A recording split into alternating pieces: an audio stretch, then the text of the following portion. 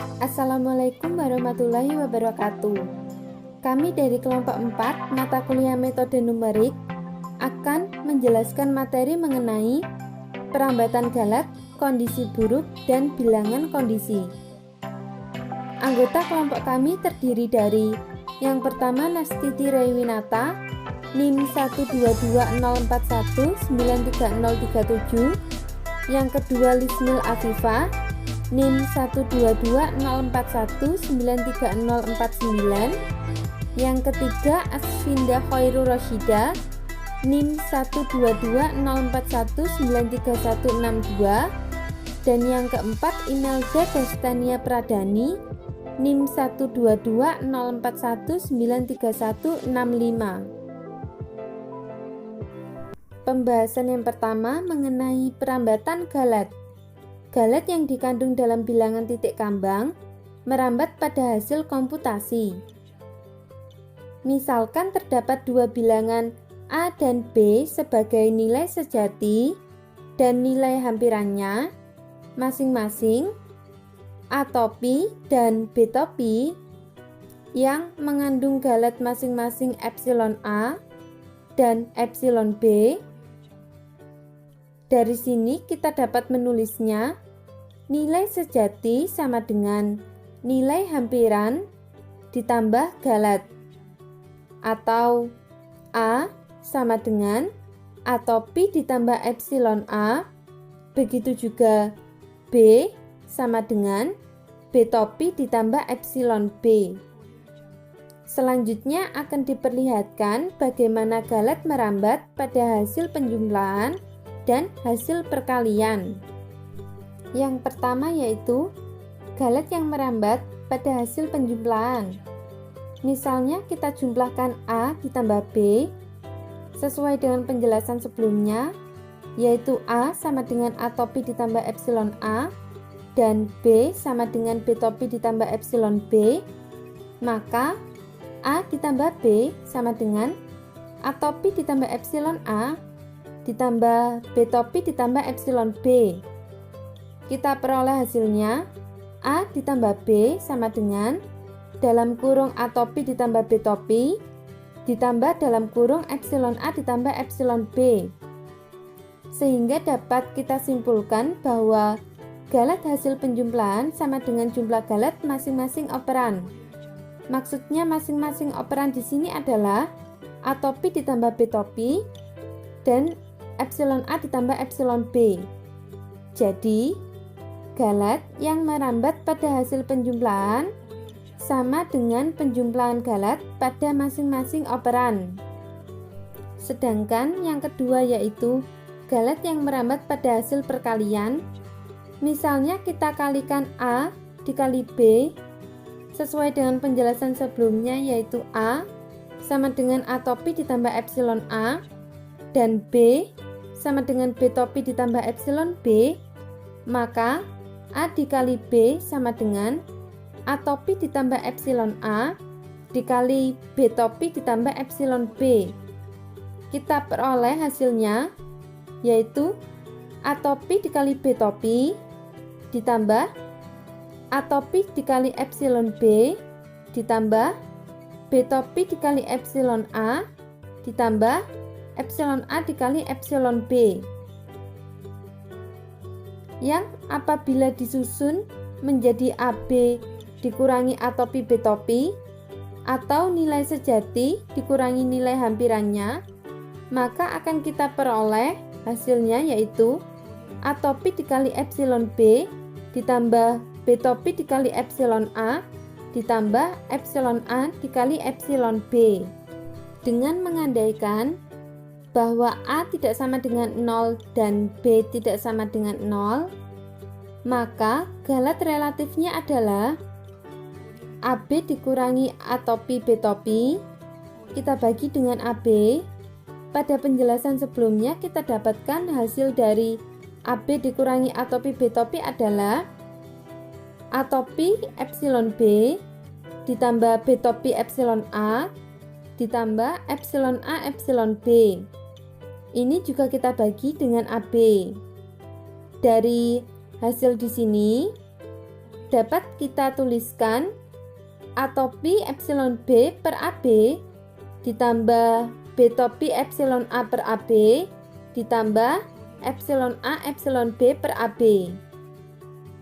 Selanjutnya, dengan mengandaikan bahwa A dan A topi hampir sama besar, yaitu A mendekati A topi, begitu juga B mendekati B topi, serta diasumsikan epsilon A dan epsilon B sangat kecil, maka A topi per A nantinya akan menghasilkan 1, begitu juga B topi per B nantinya akan menghasilkan 1, sedangkan untuk epsilon A per A dikali epsilon B per B nantinya akan menghasilkan 0. Dengan demikian, hasil dari AB dikurangi A topi B topi per AB sama dengan epsilon B per B ditambah epsilon A per A. Hasil ini kita dapatkan dari sini. Dengan mengandaikan bahwa A topi per A hasilnya 1, A topi per A hasilnya 1, maka tinggal epsilon B per B. Begitu juga B topi per B hasilnya 1, B topi per B hasilnya 1, maka tinggal epsilon A per A.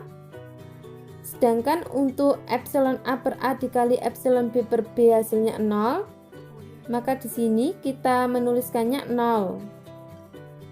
Kita dapatkan hasil akhirnya yaitu epsilon RB ditambah epsilon RA. R di sini merupakan galat relatif, sehingga dapat disimpulkan bahwa galat relatif hasil perkalian sama dengan jumlah galat relatif masing-masing operan. Maksudnya masing-masing operan di sini adalah epsilon RB dan juga epsilon RA. Jadi, galat yang merambat pada hasil perkalian sama dengan penjumlahan galat relatif pada masing-masing operan. Perambatan galat sangat bergantung pada operasi yang digunakan. Jika operasi aritmetika hanya dilakukan sekali saja, maka kita tidak perlu terlalu khawatir terhadap galat yang ditimbulkannya. Akan tetapi, apabila operasi dilakukan terhadap seruntunan komputasi, maka galat operasi aritmetika awal akan merambat pada seruntunan komputasi selanjutnya. Sedangkan apabila hasil perhitungan operasi aritmetika digunakan untuk operasi selanjutnya, maka akan terjadi penumpukan galat yang semakin besar. Dan hal ini mungkin saja dapat mengakibatkan hasil perhitungan akhir menyimpang dari hasil yang sebenarnya. Selanjutnya, kita akan membahas kondisi buruk. Suatu persoalan dikatakan kondisi buruk atau ill condition apabila jawabannya sangat peka terhadap perubahan kecil data. Misalnya, perubahan kecil akibat pembulatan. Apabila kita mengubah sedikit data, maka jawabannya berubah sangat besar atau drastis. Nah, lawan dari kondisi buruk adalah berkondisi baik atau well condition. Suatu persoalan dikatakan berkondisi baik apabila perubahan kecil data hanya mengakibatkan perubahan kecil pada jawabannya. Sebagai contohnya, misalkan kita memiliki persamaan kuadrat ax kuadrat ditambah bx ditambah c sama dengan 0, ubah nilai-nilai tetapan c-nya saja. Nah, di sini nilai c-nya akan kita ubah. Misal, pertama kita mempunyai persamaan x kuadrat dikurangi 4x ditambah 3,999 sama dengan 0, maka akar-akar dari persamaan tersebut adalah x1 sama dengan 2,032 dan x2 sama dengan 1,968. Selanjutnya, nilai koefisien c 3,999 tadi kita bulatkan menjadi 4,000. Jadi hanya berselisih 0,001. Maka persamaan x kuadrat dikurangi 4x ditambah 4,000 sama dengan 0 memiliki akar-akar kembar, yaitu x1 sama dengan x2 sama dengan 2,000. Lalu, apabila nilai koefisien C kita ubah menjadi 4,001, ternyata akar-akar dari persamaan kuadrat x kuadrat dikurangi 4x ditambah 4,001 sama dengan 0 juga berubah sangat drastis. Persamaan tersebut akar-akarnya imajiner. Sehingga dapat dikatakan bahwa persoalan akar-akar persamaan kuadrat di atas berkondisi buruk karena dengan pengubahan sedikit saja data masukannya, dalam hal ini nilai koefisien C, ternyata nilai akar-akarnya berubah sangat besar. Contoh selanjutnya, kapankah akar persamaan fx sama dengan 0 berkondisi buruk? Misalkan fx diubah sebesar epsilon sehingga akarnya berubah sebesar h. Maka kita memperoleh persamaan fx ditambah h ditambah epsilon sama dengan 0. Karena pengubahan epsilonnya sangat kecil mengakibatkan h menjadi besar, maka persoalan mencari akar fx sama dengan 0 dapat dikatakan berkondisi buruk. Di sini kita akan membuktikannya menggunakan teorema nilai rata-rata di dalam kalkulus diferensial, yaitu fm dikurangi fn dibagi m dikurangi n sama dengan f aksen t, dengan t lebih dari m dan t kurang dari n. Karena m dikurangi n sama dengan h atau m sama dengan n ditambah h, maka diperoleh f n ditambah h dikurangi fn dibagi h sama dengan f aksen t, atau dapat ditulis f n ditambah h sama dengan fn ditambah h f aksen t. Selanjutnya, kita terapkan persamaan 2 ke persamaan 1. Maka diperoleh fx ditambah hf aksen t ditambah epsilon sama dengan 0 dengan t lebih dari x dan t kurang dari x ditambah h. Sehingga pada persoalan pencarian fx sama dengan 0 diperoleh hf aksen t ditambah epsilon sama dengan 0, atau dapat ditulis h sama dengan negatif epsilon dibagi f aksen t. Dari persamaan 5 terlihat bahwa akar-akar fx sama dengan 0 akan berkondisi buruk apabila f aksen t bernilai sangat kecil. Karena apabila nilai f aksen t sangat kecil, maka h menjadi sangat besar, yang berarti akar x bertambah sebesar h tersebut. Masalah seperti ini sering muncul pada pencarian akar kembar. Nilai f aksen x di sekitar akar kembar sangat kecil atau mendekati 0, yang berakibat nilai h menjadi sangat besar. Contoh persoalan yang berkondisi buruk lainnya adalah persoalan mencari solusi sistem persamaan lanjar berupa titik potong dari dua buah garis lurus yang berbentuk AX ditambah BY sama dengan C yang diubah-ubah koefisiennya. Nah, di sini yang diubah-ubah adalah nilai B dan nilai C. Semisal kita mempunyai persamaan lanjar yaitu X ditambah Y sama dengan 2, pada poin 1, 2, 3, dan 4 ini kita masukkan sembarang nilai B dan C-nya. Nah, kita lihat satu persatu. Pada poin 1, X ditambah Y sama dengan 2, B-nya kita ganti dengan 0,9999, kemudian C-nya kita ganti dengan 1,9999, sehingga didapatkan solusi yaitu X sama dengan Y sama dengan 1,0000 atau bisa ditulis dengan 1. Kemudian poin yang kedua, X ditambah Y sama dengan 2. Nah, Y-nya ini atau koefisien dari Y-nya kita ganti dengan 0,9999, kemudian nilai C-nya diganti dengan 2,0010, sehingga didapatkan solusi yaitu X sama dengan 12 dan Y sama dengan negatif 10. Pada poin yang ketiga, X ditambah Y sama dengan 2. Di sini koefisien dari Y-nya tetap yaitu 1. Kemudian nilai C-nya diganti dengan 1,9999. Nah, hal tersebut menghasilkan bahwa solusinya itu tidak ada. Kemudian poin yang keempat, X ditambah Y sama dengan 2. Di sini koefisien dari Y-nya itu tetap yaitu 1. Kemudian nilai C-nya juga tetap 2. Maka solusinya itu tidak berhingga, yaitu di sepanjang garis X ditambah Y sama dengan 2.